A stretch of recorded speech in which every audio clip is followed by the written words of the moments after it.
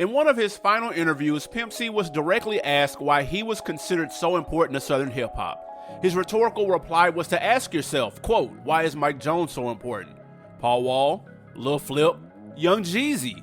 They built their style on the prototype UGK put down in the early 90s, end quote. To modernize his answer, we could ask why Megan Thee Stallion, 2 Chainz, Future, Sauce Walka, A$AP Rocky are all important. All of them and more draw from Pimp C, PA Trill Nigga. The audacious genius, a part of the legendary duo UGK, might be gone, but his legacy still looms large.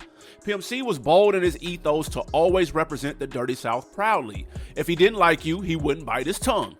If he had a controversial opinion, like saying Atlanta ain't the South, he would have said it to hell with the consequences.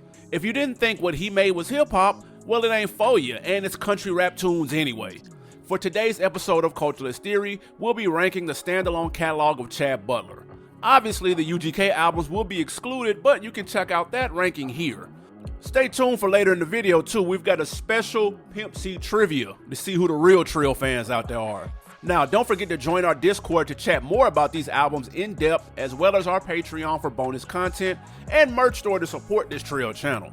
Now, peep this list and smoke some, bitch. And stay tuned to the end of the video when we reveal the winner of our Killer Mike Sinners and Saints vinyl giveaway. Number 5, Long Live the Pimp. In the documentary Long Live the Pimp from Complex, Pimp C compares himself to Jesse Jackson. That was because one of Pimp's ambitions was to see Southern rappers unified and not beefing. He made an effort to organize sit-downs and conference calls with multiple artists to see how they could squash their issues and get this paper together. On the final posthumous album from Pimp C, 2015's Long Live the Pimp, released on Mass Appeal Records, numerous artists he collabed with, mentored, or inspired showed up to lay tribute to Jack Tripper. Notable appearances come right away as Lil Wayne and Pimp C mashed together on Three-Way Freak. A$AP Rocky and Juicy J contribute to the UGK reunion record Wavy Bone, as well as 8Ball and MJG spitting Space H Pimpin on Get Down. Most of this record is produced by H-Town's Mr. Lee, who layers the tracks with throbbing 808s, spacey synths, and syncopated hi-hats. The second largest contributor is Juicy J, who has hits and misses. Payday sounds like dated crunk music while he laces a sick beat and fire verse for Friends, where Pimp reflects on Backstabbers, though he could have done without that Nas verse. The same could be said for David Banner's contribution to True to the Game. Pimp is rapping about these boppers and David is spitting about the day Chad passed. It's just incongruent. This is the problem with doing these posthumous albums for rappers no longer here. We're not sure that this is the vision the artist would have wanted. We can only take what we can get that's closest to what we know about the artist. The live instrumentation on Twerk Something with T.I. and slap music with Lil Keke are both speaker knockers we'd imagine Pimp approving. However, all the other records here pale in comparison to Lose a Whore, the soul record Sweet Jones produced and performed solo on here. It's so original, so quintessentially Pimp in its essence, that it makes you realize that this record is only a facsimile. That doesn't mean Long Live the Pimp is not a worthwhile spin, but other albums are rawer. Long Live the Pimp debuted at number 96 on Billboard 200, proving that the world didn't forget about the South's Jesse Jackson. Number 4, The Naked Soul of Sweet Jones.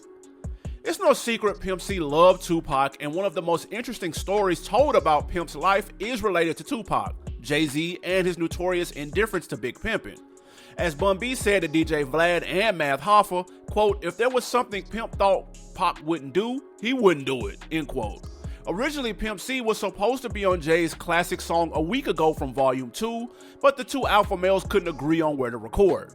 A few years later, Jay wanted UGK on his Timberland-produced single, but Pimp felt like he had to inherit Pac's beef with Jigga. It took Bun B's reverse psychology to get Pimp to not miss out on a big look for what would be a Grammy-nominated single on a multi-platinum album. In a lot of ways, it's not surprising Pimp looked to Pac for inspiration because both shared many similarities. Both were brash and unflinching with their opinions on wax and in interviews. Both were workaholics in the studio that grinded like every day was their last. Similar to how Tupac had barely a year between the time he bonded out of jail in 95 to his demise in 96 at 26 years old, Pimp C had barely 2 years of freedom until he succumbed to lean usage at 33 years young. In 2010, 3 years after his passing, his first of 3 posthumous albums will be released. This album will be a moderate success, landing at number 25 on Billboard 200. At 13 tracks long, most of this album is heavily reliant on features to fill the gaps Tony Snow left on this unfinished record. However, that doesn't mean this LP is a hodgepodge of songs, because it has cohesion and the features sound like everyone brought their A game. While we're not sure how Pimp would feel about Jeezy being on Dickies, we're sure Sweet Jones will be proud of what Drake did on What Up, E40's verse on Since the 90s, and Chamillionaire's bars on the Marvin Gaye sample Love the Ball. David Banner laces one of his nicest beats for Pimp C on Midnight with Rick Ross and Slim Thug, and Mouse makes a monster track for Chad on Hit the Parking Lot with Webby and Boosie. While it sounds like C is too swamped by talent to stand out, one should never count out the Pimp. Arguably, his singing on the opener Down for Mine throughout the track is some of his finest, and his sneak dissing and shit talking on the closer Massacre is some of his most menacing. For an album with Naked Soul in the title, there isn't much here that's revealing. A longtime fan or new listener will walk away with a few bangers to add to the playlist. Nonetheless, much like listening to Pac's posthumous releases, this record makes us wonder what could have been had this man continued to evolve artistically. Number 3, Still Pimpin'. When you watch the 2005 Pimpalation DVD, you see that Pimp C was hell-bent on maximizing his second chance in the game. In it, Pimp said he was getting 3 songs done a night, and in the documentary, you see Pimp recording features for some of the hottest songs out at the time, like T-Pain's I'm in Love, T.I.'s Front Back, and Bun B's Get Throwed. Speaking of which, what do you think is the best solo Pimp C feature? Let us know down in the comments. Because of his tireless effort, more Pimp C albums were released after he passed than when he was alive. Overall, the output has not been mediocre, as Chad Butler's estate has made sure that the quality of the music is up to Pimp's par. 2011 Still Pimpin' is the second album released after Pimp's passing, and is another collection of country rap tunes, but this time made a tad more contemporary. The production of this record features Texas veterans Mike Dean, Corey Moe, Mr. Lee, DJ Beto, and others who know exactly how to channel the sounds that Pimp C innovated that gave UGK their distinctiveness. The best example is Grippin' on the Wood, that has a lively Pimp C performance, a stellar Bun B verse, and a dashing 16 from the disciple of the Church of UGK, Big Crit. Other slab knockers are What You Working With Bun B and Slim Thug, Hold Up with Bun B and Paul Wall, and Gorillas with Bun B and the Underdogs. Did you notice a pattern there? For anyone looking for another UGK album, here it is. Still Pimpin' has more records where Pimp and Bun mash together than any other. Even with contributions of his partner in Ryan present, Pimp C still makes a lasting impression on songs like Notes on Leases, where his new irk is rappers financing extended rentals, Get Down, where he sings to a bopper to drop the draws, and Finer Things with Slim Thug that flips Scarface's fuck faces. There are a few skips like the overly aggressive collab with Too Short, Fuckboy, but overall, this thing jamming, man. Now before we get into the top 2 albums on this list, we have to address some of you haters in the comments. This wouldn't be in honor of Pimp C if we didn't air out the plexing. In our video on Lenny Kravitz, a commentator by the name of Daniel Laurie implied that our writers aren't fans of these artists, don't do their research, and just spend days on these lists for clickbait. Well, let's see who really knows what they're talking about. Let's separate the simps from the pimps. It's Pimp C trivia time. Number 1. What was the name of the first group Pimp C was in before UGK?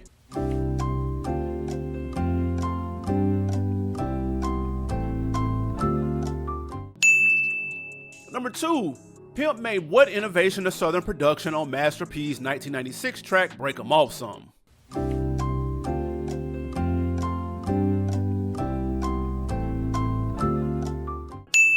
Number 3. UGK's 1994 single It's Supposed to Bubble was in reference to what illicit activity?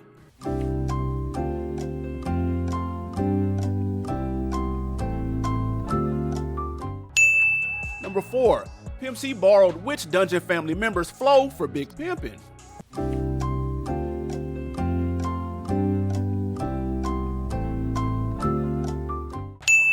Number 5. Pimp C was diagnosed with what mental illness?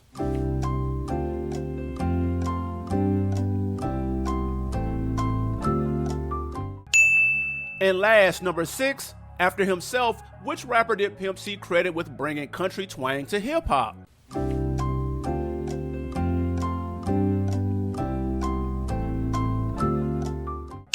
source for this is Pimp himself and the excellent biography of Chad Butler written by the founder of Ozone magazine, Julia Beverly. Now don't come around with that disrespect, because I'ma see you, Jack, and you gonna smell my cologne. Yo, if you answer 5 or more of those correctly, salute to you, man, you a trill one. You should treat yourself to a hoodie in our merch shop. Check out that Cash Money Raise Me joint. That's right up your alley. And stay tapped in, because on March 22nd, we're gonna add a new label hoodie to the fold. Link down in the description to cop. Alright, now that we got that out the way, let's get back to the list. Number 2, the Sweet James Jones stories. For casual UGK fans, the story seems simple. 2 Texas kids link up in high school, start rapping, and rise to regional stardom. But the truth is more complex. According to Julia Beverly's Sweet Jones, Pimp C's Trill Life Story, and Pimp C, The Final Chapter, Chad was actually born in Louisiana, dealing with health issues from birth. Raised in a musical family, he learned Italian sonatas and soul music before forming UGK's first version with his friend Smokey Mitch in middle school. Bun B, initially in a separate duo, met Chad through beat making, and their groups merged as 4 Black Ministers. After 2 members left post-graduation, Chad and Bun reclaimed the name Underground Kings. Their relentless grind eventually landed them a deal with Jive Records, and the rest is history. Why does this matter for the Sweet James Jones stories? UGK's journey was built on compromise and sacrifice. Chad and Bun had different work habits. C was a night owl, Bun an early bird. They had to push each other. Bun convinced Pimp to do Big Pimpin', while Pimp pushed Bun to do One Day after a shared arrest with DJ Screw. During Pimp's 2002 to 2005 prison bid, tensions rose. Pimp resented Bun's industry moves, particularly his friendship with Young Jeezy, whom Pimp saw as inauthentic. When Pimp got out, he planned collaborations outside of UGK, signaling creative divergence. The Sweet James Jones stories, dropping months before Bun's solo debut, showed Pimp doubling down on country rap tunes. It peaked at number 50 on Billboard 200, filled with his signature high-pitched player raps and H-Town's finest production. Mike Dean's beats shine on I'm a Hustler, Slow Down, and Young Prostitute, while As a Player with Bun, Twister, and Zero, and the Devin the Dude assisted Every Time stand out. The album's crown jewel, Coming Up, flips Luther Vandross's Never Too Much into a street anthem. While other songs on Sweet Jones require repeat listens to get into or might never grow on you, like A Thin Line or A Young Prostitute, the musicality and uniqueness of Pimp's take on hip-hop can't be denied. Yo, last but not least, did y'all peep those masterpiece shots on I Know You Strapped? If you want to know more about that beef, check into Julia Beverly's biography on the Pimp. Or I'm sure there's a YouTube video somewhere with the deets. Number 1, Pimpalation. Mama, your son is home out the slave master system, and we're about to act real bad and make a lot of money, says Jay Prince in the intro. In the year 2000, Pimp C got into an altercation with a group of haters at a shoe store in Houston. It ended with Pimp C brandishing a weapon in self-defense, him getting tackled by HPD, and arrested for aggravated assault with a deadly weapon.